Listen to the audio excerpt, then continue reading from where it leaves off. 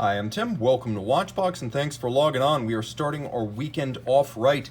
Everything you see here is for sale. Reach out to me directly, tmosso at thewatchbox.com.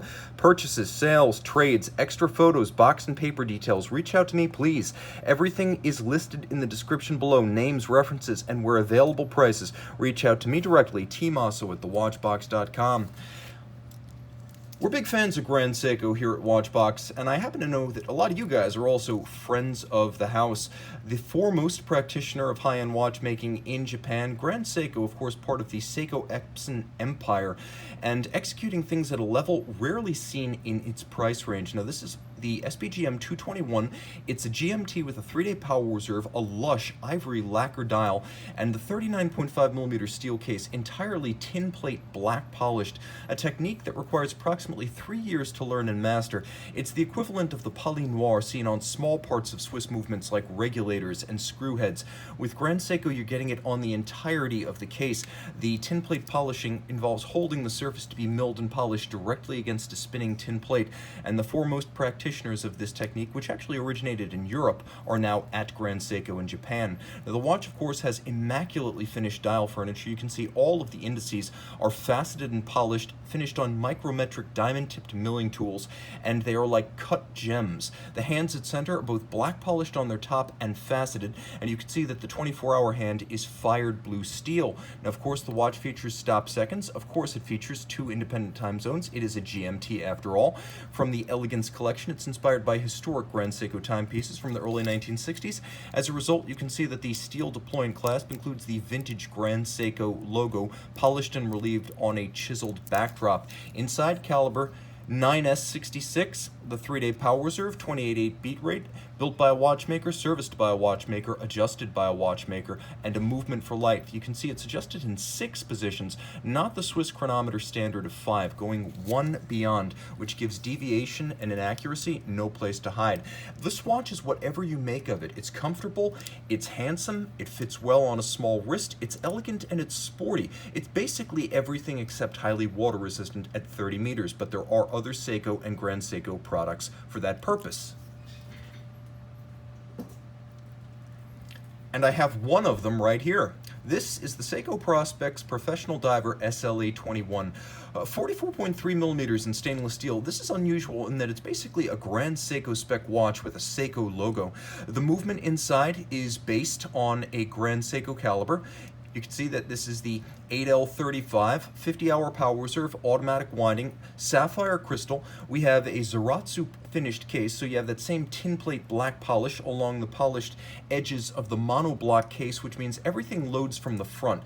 There is actually no separate case back. As a result, and follow the logic here, there is the note on the case back, HE gas diver. So it doesn't have a helium escape valve because of the assembly and the monoblock case. Seiko declares this watch needs to release no helium because it ships no helium. Therefore, you have manufacturing tolerances above and beyond what you'll get from Rolex and Omega. Now, the bezel insert is now ceramic, which is a step up from the past. Let's hear the bezel sound. I'd say it feels more like a Rolex bezel than anything not labeled Rolex. It's a combination of silky and chunky, somehow being mechanical and smooth at the same time. Plenty of lumen, we might explore that in a moment. The watch also includes a fascinating clasp, which if anything is a bit over-engineered, as it has a clamshell and a trigger release system. And then internally, if you pull straight up, you have the ability to incrementally extend the dive extension, which can also be used for fine sizing, and critically, it can be adjusted on the wrist in a marine environment. Now, 300-meter diving means this is a true professional ISO diver. 6425 is the ISO reg, and this watch meets it. The timepiece is substantial and hefty, all in stainless steel. You're not going to forget it. Another refinement to this watch that I like to call out is the use of the DiaShield surface hardening on the steel. So not only is this a hand-finished case, but it was also hardened to better resist scratches and scuffs.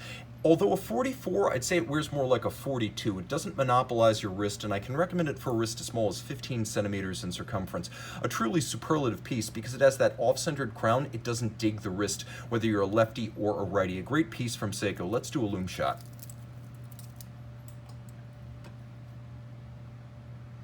As you can see, Lumabrite, their own proprietary loom, and a bezel that is robustly illuminated over its first 20 minutes. You'll also note the seconds hand is loomed. That should be true of absolutely every dive watch ever made. Man, this thing rocks by night. Let's say you want a watch that splits the difference between a dress watch and a sports watch. Well, the Omega Seamaster Aqua Terra is that. This is the post-2017 version of the watch, 41 millimeters, with a lovely blue teak deck concept dial. You can see the dial itself features rose gold dial furniture and hands, and a metallic sunburst that radiates out from the center across the teak deck lateral striations, and that is exactly what it's designed to evoke, the teak deck of a yacht. Lovely and tall rose gold applique. You can see the broad arrow minute hand, recalling the early days of the Seamaster family. We have conforming end-link profiles. Make no mistake, the watch will take a conventional strap. A full rose gold deployment, and I really should say everything here is red gold. It's far more intense than rose or pink. There's engine turning internally, there's polish and satin externally, and all of the excess strap length fits under the clasp. Once it's tucked in, there are no minder loops, and there's no excess length showing.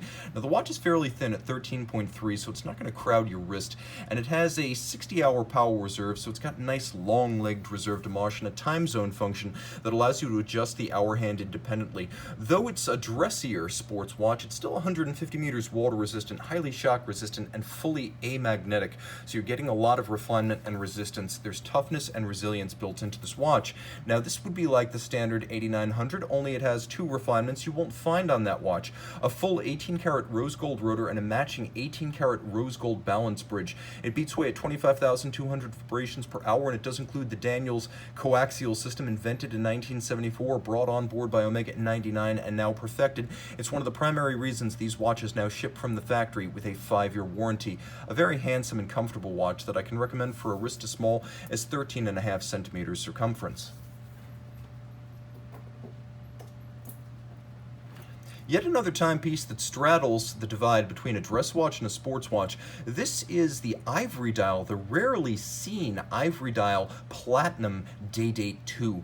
This model is actually a 2009 serial, and the Day-Date 2 launched in 2008 was a reimagining of Rolex's classic executive watch. The watch of presidents, and more infamously, presidents for life. This timepiece is the ultimate power watch, and truly the last of the big presidents, as the subsequent Day-Date 40 was smaller in multiple dimensions, all in platinum, with a 53 millimeter end-link to end-link measurement. This timepiece is imposing. Eyes closed, you know you're wearing something truly special, with the concentric hour track and the applique white gold Roman numerals beautifully paired with the ivory dial. Note that the Cyclops eye doesn't crowd the 41 millimeter watch like it does on the smaller versions.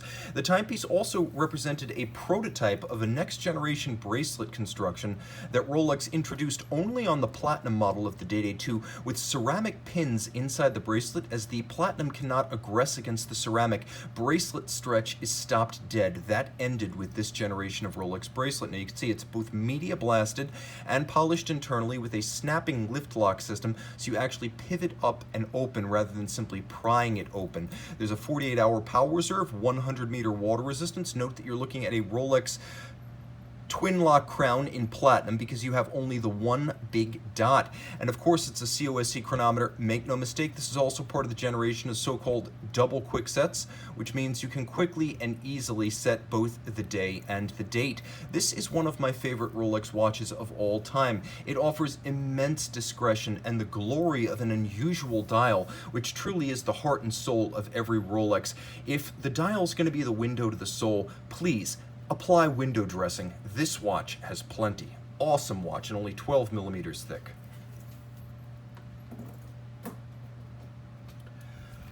Another watch that's slimmed down, or perhaps at least slimmed prior to its previous girth, is the Ressence Type 1. This is the Type 1 Slim that debuted last year and replaced the ETA 2824 tractor movement with a thinner and finer and frankly longer-legged 2892A2. The watch is now, by my measurement, only 10.8 millimeters thick, 42 millimeters from 9 to 3 in grade 5 titanium. The watch is both feather light and almost completely impervious to scratches, as the grade 5 stuff is both harder than standard 316 steel and light, as well as hypoallergenic. It's the perfect material for a watch case. Now, the thing I like about these timepieces is that they are truly original. There is no crown structure, and After the Type 1 squared, which introduced a caseback setting lever, it's easier to set the regulator dial. The dial is both a regulator and a planetary. You've got a runner, which is actually a 90-second subdial. You have the hours, you have the minutes externally, and then you have the days of the week. So what time am I looking at here? Well, I can tell you. I am looking at 2, because I know I'm looking at the index up at 60. The hour hand is on 2. I am looking at 2 p.m. on a Saturday. I know this because there's a 7-day circle that represents the 7 days of the week, and the 2 arcs hollow in orange represent Saturday and Sunday, and because it moves in a clockwise direction, I know I am looking at Saturday, and I'm in the second half of the arc, so I know I'm looking at 2 p.m. So I have my day, I have my time, I have my remarkably ornate blue brushed finished regulator planetary dial, and then of course the timepiece is automatic winding, so you don't need to set it or wind it this way, but it's an absolute ball to do so. The Resonance Orbital Convex system is a 105-part movement on top of a movement, so there's a lot of proprietary watchmaking here from the people who design their watches in Antwerp, Belgium, and build them in Switzerland. Let's do a loom shot. As you can see, the Resonance loom is absolutely superb. Blinding, blistering, and complete, every dial fully loomed. It is a circular supernova.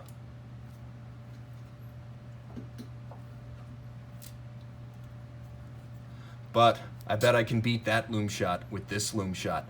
Launched in 2013, this is the Lange Sohne Grand Lange 1 Lumen, the second in the Lumen series after the 2011 Zeitwerk Lumen. This is a 200-piece platinum 40.9mm Grand Lange 1 in the second generation Grand Lange 1 case. Now you can see if you look closely at the dial that it's actually a smoked sapphire over the movement base, and this is to your advantage from a practical standpoint as well as aesthetic, because it allows the subsequent dates to charge up while they're still underneath the dial, so when it jumps you have a pre-charged date disc. As you can see, the loom here is used as a styling element, Lange using very, very bright lime-colored superluminova, and the entirety of the dial is loomed. Turn it all over, you can see this limited edition of 200 pieces is gloriously traditional with a 3/4 style bridge featuring glasuta stripes with the German silver material, nickel copper zinc, with the copper giving it that golden hue. You have a black polished swan's neck regulator, case clamp screws, the pins locating the 3/4 plate, and the cover to the escape wheel. You also have mirrored beveling, not a ton, but enough, and finely finished on the edges of the bridges as well as the access ports in the 3/4 bridge, both blued screws and black polished. You have the freehand engraved half bridge for the balance, and then of course you have the jewels set in golden chaton fixed in place by screws, another nod to the Saxon pocket watch era of the 19th century and early 20th century. Because it is the second generation Grand Lange 1, it's 40.9 rather than the original 41.9, and a lot of folks are going to find that's more becoming of a dress watch. It's 9.9mm thick, so it's quite thin for what it is. 3-day power reserve, multi-complication, and it sits easily underneath the cuff. Let's do a loom shot.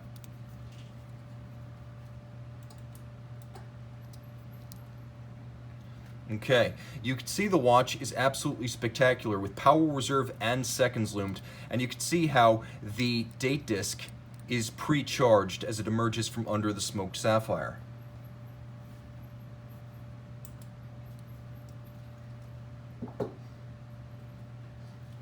Let's jump back to the world of rugged sports watches and a model that debuted in gray ceramic with blue dial and bezel, 250 pieces for 2016. This is the Blancpain 50 Fathoms Flyback Chronograph Ocean Commitment 2, 43.6mm in feather light and nearly scratch impervious gray ceramic. This is a watch that offers one of the most fascinating chronograph calibers in the business. It's under 50mm lug to lug, so you're going to find that this one wears quite easily and comfortably. It's not excessively thick at about 15mm, so it'll slide underneath a jacket cuff, and on my 16cm circumference wrist, I can tell you that I'd wear this in good conscience without any kind of self-conscious issues in terms of size and fit. I would wear it on a wrist as small as 14.5cm circumference. And the details here are important. As you can see, even the buckle is made of gray ceramic, so this normally scratch-prone component that's often titanium on a ceramic watch, here it is also scratch-resistant ceramic. The finishing is simple and strong. You can see there's a screw-down crown and pump-style pushers. There is a ceramic insert to the bezel. We'll hear the bezel now. And then you can see that you line up the bezel with the minute hand, and this allows you to time intervals between 30 and 60 minutes, because the chronograph registers up to 30, but the bezel gives you up to 60. Important to note, the watch does feature a standard flyback feature in its chronograph, so this 300-meter diver is also a suitable motorsports chrono. If you look on the case back, you can see the white gold Ocean Commitment blue lacquered rotor, and you can see underneath caliber F385, which is truly impressive. It debuted back on the Bathyscaphe Chrono in 2014. Let's talk about some of the features. It has both a column wheel, which you can see, and a vertical clutch, meaning the actuation is crisp and there is no jump or stagger to the chronograph seconds hand. You can also leave it running full time with no hazard thanks to the vertical clutch.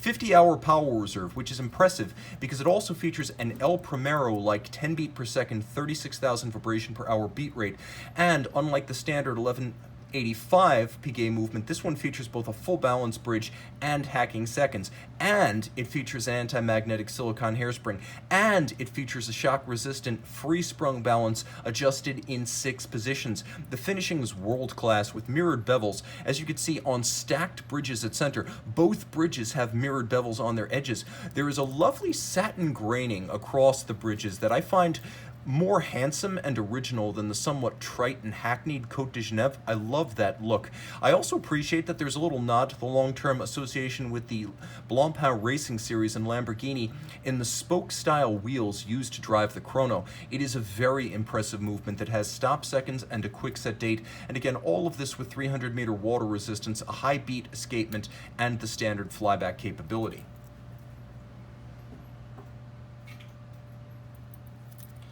If you prefer to fly rather than dive with your sporting chronograph, well, I have this for you. This is the Breitling Airline Series Pan Am. So this was a piece that came out for 2019. It was part of the Airline Series, the second edition in that series, featuring the signature blue and white of the old Pan Am Airlines with the tool watch orange red that's traditional on Breitling Navitimers for easy reading. It makes for a dramatic juxtaposition and color contrast, and of course you still have the calculator bezel. It is a logarithmic scale that allows you to essentially multiply and divide very quickly. It's based on the A6B flight calculator used by pilots. Now it's 43 millimeters in diameter and it's a COSC chronometer, so it's both handsome and very accurate. It features this Air Classic bracelet made by Stabe, which is a Breitling factory piece featuring a carpet-like mesh of individual links. It feels like silk, and it looks like chainmail, which makes it doubly cool. Now, the timepiece, of course, features the B01 in-house caliber, and it's a good-looking piece.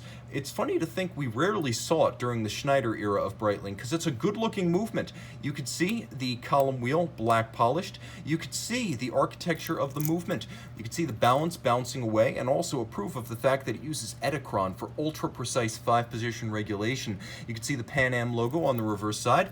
It's a 70-hour power reserve, vertical clutch, and column wheel, 5-position adjusted with COSC chronometer, hacking seconds, and a quick set date. 47 joules. It also has one of the crispest column wheel feels you'll ever encounter. So not only does it sound good and look good, it also feels good on the wrist and to the touch. A great looking watch, and probably the icon of Breitling more than any. If you're going to buy one Breitling, get a Navitimer, and if you're going to get a Navitimer, don't get a generic one. This one's absolutely ice cold. Super cool.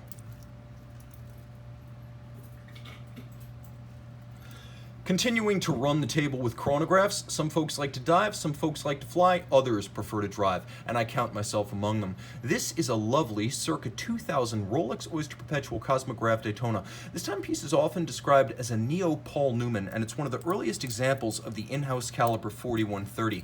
The timepiece, of course, 40 millimeters and only 12.3 millimeters thick, is nice, flat, flush, chronometer certified with a 3-day power reserve and 100-meter water resistance. The timepiece wears easily, gracefully, and I must say in yellow gold rather prominently. This full gold Daytona on a full oyster bracelet is not for the bashful. If you want a forceful Rolex, that's what you're getting. Now, the timepiece also includes a handsomely detailed dial. This one has brawn but also brains. There's a lovely frosted gold finish to the dial, beautiful use of red lacquer for the Daytona script, the red lacquered seconds hand, and of course the track outboard with the fractional second hashes and the minute markers. Now, you can see each of the sub-registers features a concentric guilloche as well as a dished profile and all yellow gold applique indices.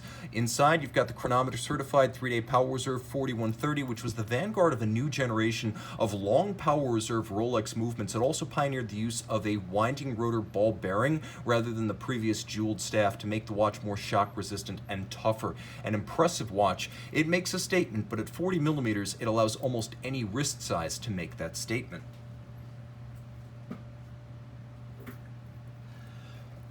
Let's jump back to the beast from the east, Grand Seiko and Seiko, offering impressive innovations in movement architecture, but also in style. You know spring drive, 3-day power reserve, accurate to plus or minus 15 seconds a month, a fusion of mechanical and quartz, the best of each. No motors, no batteries, no capacitors. All of the action is propelled by the spring.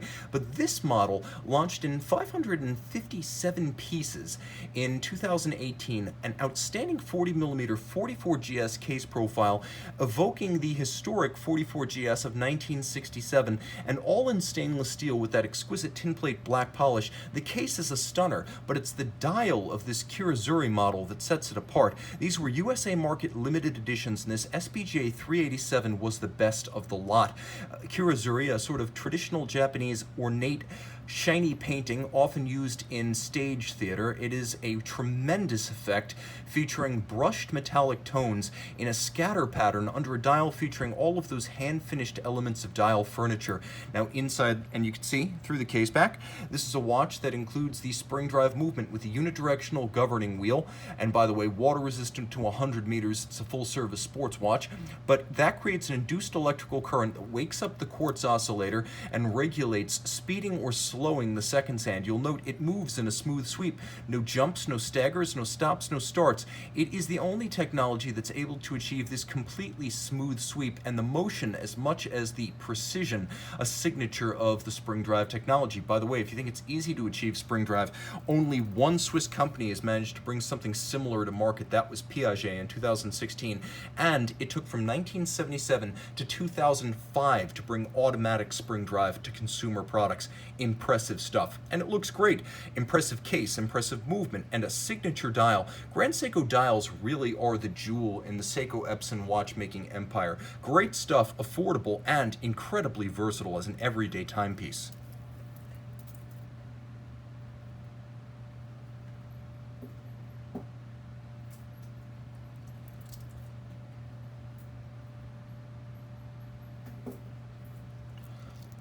Took a moment, but I found the watch I was looking for. By the way, that last SBGA 387 was 558 pieces in case I said 557. They made one more. This timepiece was released in 2019, and it might be the most handsome version of the 25th anniversary Seamaster Diver 300 meter. Now, of course, this watch came out for the 26th anniversary of the classic Omega Bond Seamaster, as it's often nicknamed, due to its association with Pierce Brosnan during the 1990s. But this watch right here with the white ceramic dial and the black ceramic bezel, combined with the 42mm steel case, really does seem to hit the nail on the head, as it's simultaneously attractive and highly functional with blackened skeleton hands and blackened applique indices. Of course, that ceramic dial features a laser-cut Omega wave. The bezel itself is ceramic, but the fills for the numerals and the indices cold enamel. You've got the conical helium escape valve for this 300-meter diver, and of course the watch includes an impressive clasp and bracelet. By the way, guys, wear your watches. I hate when a pre-owned watch comes in and it's never even been worn. Enjoy the damn things. As you can see, there's a half link for fine sizing, but you probably won't need it, as the watch features a push-button incremental slider that you can use for fine sizing, as well as a fold-out dive extension, so you get quite a bit of adjustability here. That's a feature that was previously the tandem of the two extensions, exclusive to the Planet Oceans and the Ploprofs. Now that it's available on the Diver 300 meter, do we really need the Planet Ocean? There is a case-back display over the Master Chronometer, amagnetic, caliber 8800, 55-hour power reserve, coaxial, adjusted in 6 positions, tested as a full watch, not the COSC bare movement. It's also been tested for winding efficiency, power reserve, the chronometric performance, and anti-magnetism. Maitres, or Master Chronometer, is a full watch certification developed by Omega and the Swiss Federal Institute of Metrology, so you're getting an extremely high-grade timepiece at an extremely reasonable price.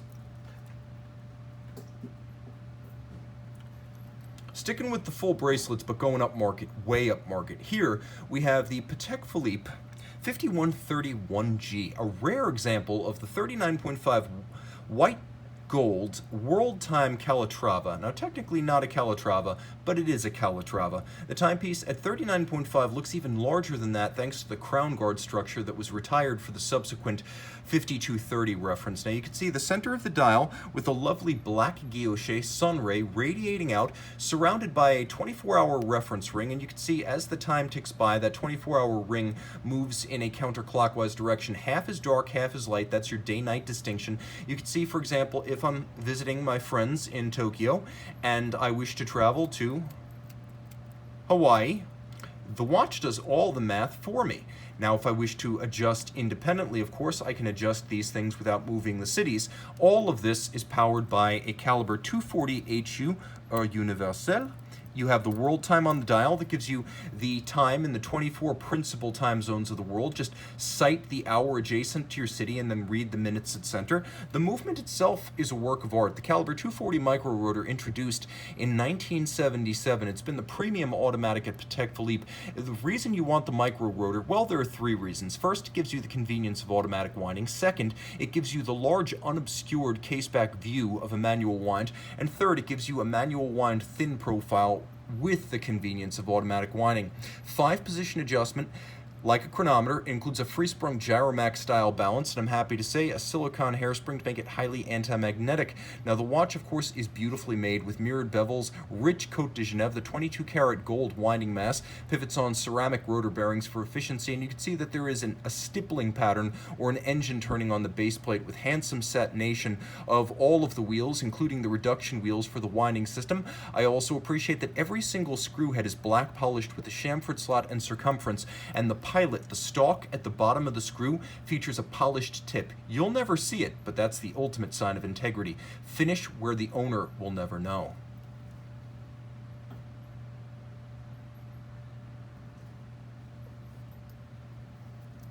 Let's discuss a watch that defies description. This is the Maitres du Temps Chapter 3 with an extraordinary moon landing dial by Andre Martinez of LeCoultre. Now, he is a micro artist who principally paints watch dials. Spanish-born but Swiss-educated, he is the foremost practitioner of his art in the industry. While others will claim, perhaps, to be co-equal, few can claim to be superior. He's a master of fine details, of the use of complex lighting schemes and reflectivity, and nowhere is that more apparent than in the reflection of the space helmet, where you can see the reflection of the photographer as well as the lunar lander and the moon's surface. So this is a masterpiece within a masterpiece. The timepiece, of course, is a dual time with an extraordinary method of hiding its second time zone. This is a complication developed by Andreas Streller, AHCI member and a master of cloaked complication. He also created the Moser perpetual calendar system, among others. Now, the watch allows you to alternately set the moon phase display, which has been replaced with the artist's signature at approximately the astronaut's left knee. And then if you pull all the way out, you can adjust the two time zones. One is displayed in barrel form with an AM/PM that is symbolized by the Earth during day and night, because when you're on the moon, you don't see a sunrise, you see an Earthrise. So as I adjust, you'll see the progression towards 12 o'clock. The second time zone, which features a hand-lacquered barrel, will eventually jump so that 24 hours can be portrayed by two 12-hour barrels, and that is a signature complication of Maitres du Temps. You can also see the hand-painted lacquered Earth up at the top, and you can see that the Earth goes dark during the nighttime hours. Now you can simply decouple the two by pressing the trigger at 9 o'clock. This is a piece unique, and it says as much. That's the decoupling trigger, so you can adjust the central time without adjusting the barrel time. Note that the shutters for the complication first retract before they obscure. So you see how they become flush, and they retract before they move out of the line of sight. So you wind up with a completely unbroken and flush dial. Now, Kari Voutilainen designed the hands, the case, and supervise the architecture and finish of the movement. So this is the SCH-03, the third movement from Maitres du Temps. You can see the signatures of Kari Voutilainen and Andreas Streller on the reverse side. The watch is 42 millimeters and a collaboration between two of the greatest watchmakers in the industry. The finish is befitting of Kari Voutilainen with no expense nor any detail spared. The timepiece is far more wearable than the Chapter 1 and the Chapter 2, and it is the Maitres du Temps to own. If you're into independent horology, you want something like a Kari, a Dufour, or a Roger W. Smith, but you don't want to get on a wait list, and you appreciate that sometimes depreciation is your friend. This white gold wonder is the way to go. The ultimate in artistry, complication, cloaked complexity, and two great watchmakers for the price of one. This complication is amazing.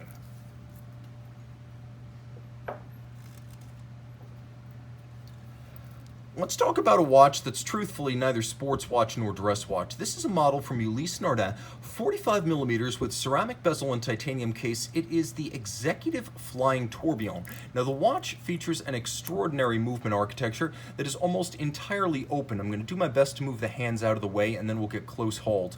Throw it on my wrist real quick. It wears feather light in titanium and ceramic with a thin case profile and case back and dial side almost entirely covered by lightweight sapphire. This is a feather-like watch on the wrist. It features an embossed carbon fiber style basket weave strap, and although it's a big watch, it wears small and very, very light. Now, let's take a quick look at this dial. This is the UN caliber 171. As you can see, there is a large guilloche cut barrel up at 12 o'clock, and it endows the watch with a 7-day power reserve. So you can see there is a transmission through a powertrain that is, frankly, open and visible. You can see everything. It keeps no secrets. It's transmitted to a flying tourbillon that has no upper bridge, and you can see the carriage itself has been black polished.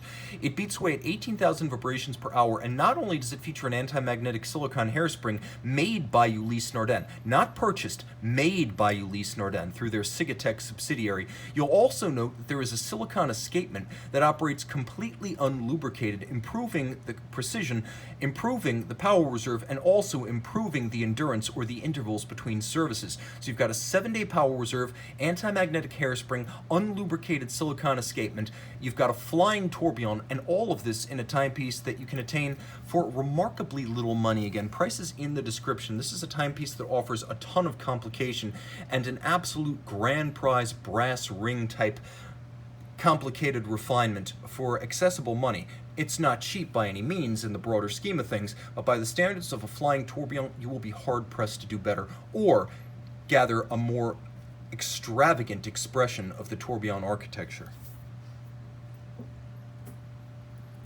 Let's talk a bit about JLC. The Polaris collection became a collection in 2018, historically either a tribute watch or a diving alarm. The Polaris branched out for 2018, and this is the Polaris Automatic, a 100-meter diver with a internal rotating bezel like the original Polaris dive watch. This example features a blue dial of exceptional detail. As you can see, a combination of a blue sunburst at center with a lovely granular hour track, and then you can see that there is a matte metallic chapter ring for the bezel outboard. Applique quarter Arabic numerals as well as indices, a good looking watch, handsome, and 100 meters water resistant with a JLC automatic movement inside. Master control 1,000 hours means 1,000 hours of testing the entire watch. That's fully cased up in 6 positions, power reserve, winding efficiency, shock resistance, water resistance. It's a full cased up watch test that exceeds COSC standards, and in a watch that's gorgeous, versatile, and I must say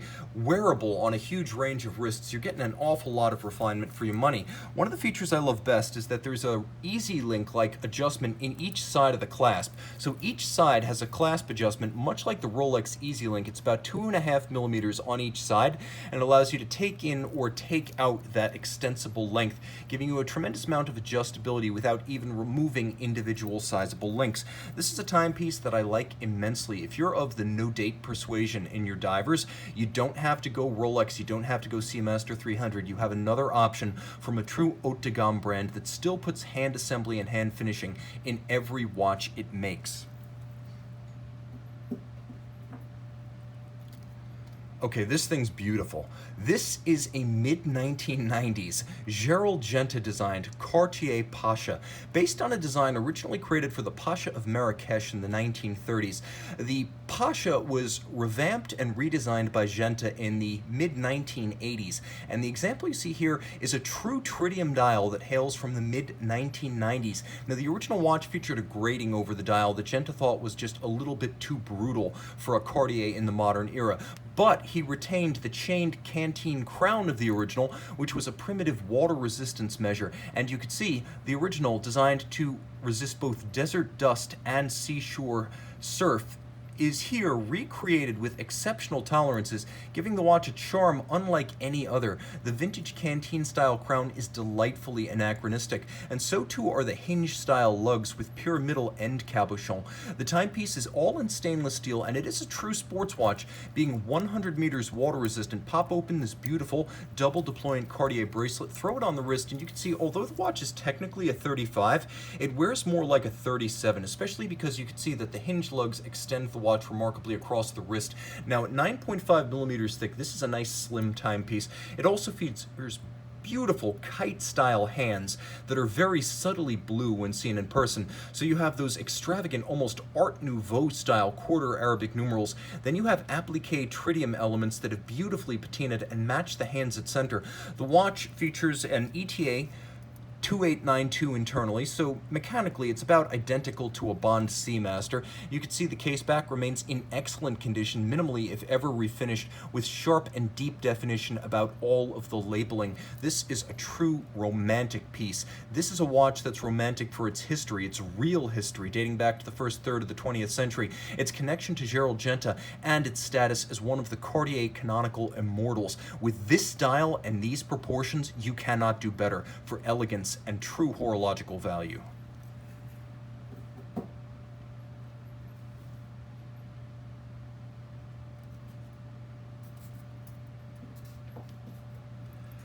I was going to make this my concluding watch, but I changed my mind. I still think I can one-up this HYT H1 Titanium Bronze. Now, the timepiece came out in 2013, as you see it here. It's 48.8 millimeters in titanium, but the exterior has been oxidized to create this brown bronze. It's much deeper and richer. It's almost a mahogany look. It's not the yellow orange that you see on coppery colored bronze watches. This is much deeper and more intense. The timepiece is 100 meters water resistant, making it considerably more swimmable than the standard 30 meter HYT H1. The movement is fascinating as it employs a bellows system driven by a conventional 8 beat per second manual wind movement. So you can see the manual wind movement beaten away at 4 Hertz. It's manually wound with a 65-hour power reserve, and then there is a cam system that activates these 2 bellows. One holds a clear liquid, one holds a green liquid, and as they push that liquid through a sapphire tube that runs most of the circumference of the dial, you can see that this watch is both a regulator and a retrograde, as we have seconds at 9 o'clock, we have the minutes at 12 o'clock, and then we have, or I should say, the minutes at 12 o'clock and then encompassing hours outboard. So we have seconds, minutes, and hours all separate. You could see that there is a meniscus between the clear liquid and the green liquid, and that denotes the current time. So you could see as we approach the end of this 12-hour stretch, the watch is going to retrograde back to the beginning, making it both a regulator with separate indications of time and a rather sharp retrograde. You can see it jumps right back to the beginning of its track. Now, there's a power reserve for the 65-hour reserve de manche, which you can see adjacent to the display of the minutes. The watch is loomed, and I think I'm going to do a loom shot with this watch.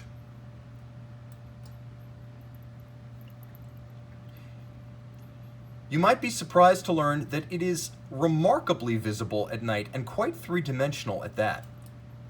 Now, the timepiece is big but wearable. As you can see, it has a hybrid strap like an Hublot with gator on the top, unusually in green, and then rubber on the bottom. There's a matching bronze buckle, which is a handsome and thoughtful piece. HYT, one of my favorite brands, because they do something truly original that was immensely difficult to achieve. They're not building a ton of watches, and they're not making a ton of money. They could have built a more basic watch, but they didn't. They built a watch that took over a decade to realize, and I celebrate their effort and their triumph. I can recommend this watch for a 15 centimeter circumference wrist because though it's huge, it wears feather light.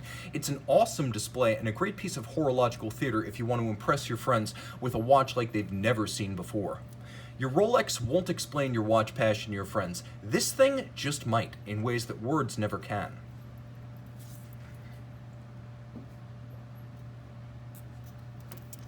All right, we reached the end, and the best watch, as well as, frankly, my favorite watch on the table today. Launched in 2001, the Vacheron Constantin Medicus Chronograph was described as the doctor's watch, with a Latin pulsation scale used to gauge the pulse of a patient, but the 90-piece standard watch was succeeded by an even more exclusive set of skeleton models, and this one, number 29 of 30, is the Platinum Medicus skeleton. As you can see, the caliber 1145, based on the Lumen 1872, a relative of the Moonwatch movement, here has been entirely hand-finished, both skeletonized and freehand engraved with a burin. It's an extraordinary array of fine finish and hand-executed artistry. No piece of this movement has escaped the artisan's hand or eye. If you're wondering what a Moonwatch caliber is doing in a Vacheron, quite frankly, this vista should explain all. Vacheron isn't necessarily a manufacturer, it's an haute horlogerie vendor. And of course, creating high art with a low-end movement is what Vacheron has always been about, taking a basic movement and elevating it to the level of a exhibition candidate for a gallery. This is a movement that features mirrored bevels, that features hand engraving on components so fine and delicate they have to be cleaned manually when they go back for service. You can see even the chronograph components in steel have been mirrored on their edge, and the individual skeletonizations have removed so much material that you can scarcely believe it still functions as a mechanical article. This timepiece, one of only 30 made, easily the most desirable of the Medicus series, as it's the platinum with the skeletonization. With the Moonwatch caliber, you know you've got dead reliability. With Vacheron Constantin, you have peerless exclusivity and unmatched, unrivaled tradition. The oldest Swiss watch manufacturer in continuous operation since 1755. And this timepiece, 37 millimeters across by only 43.5 millimeters lug to lug, is wearable on a wrist as small as 13 centimeters circumference. The final detail on the flank of the case, the freehand engraving of the name of the manufacturer. I cannot top this, guys. This is the best watch I have for you this week. As ever, remember, everything you see here is for sale. Email tmosso@thewatchbox.com for purchase and pricing details. Time out, Tim out, and thank you for logging on.